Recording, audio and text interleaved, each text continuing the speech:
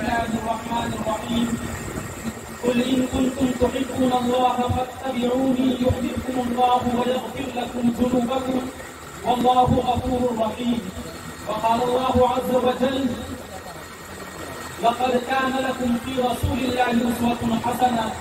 وقال النبي صلى الله عليه وسلم لا يؤمن أحدكم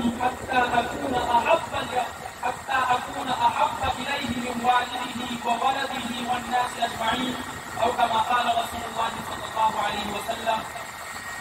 اسٹیج پر جلوہ افروز محترم و مکرم علماء کرام،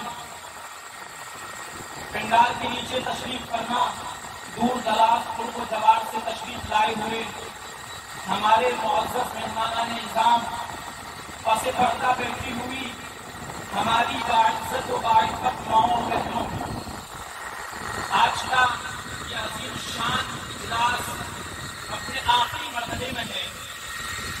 بہت ساری باتیں جو میں کہنا چاہ رہا تھا، میرا آدھا کام حضرت مولانا ابو طلحہ صاحب قاسمی نے پورا کر دیا. مجھے بڑی خوشی ہے، بڑی قیمتی باتیں حالات حاضرہ کے تعلق سے آپ نے پیش کی.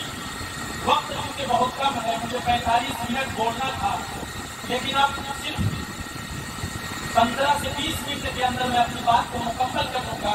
اس کے بعد ہمارے جو مہمان خصوصی ہیں حضرت مولانا عبداللہ سالم قمر صاحب چتروی جی، ان کا اہم بیان ہونا ہے.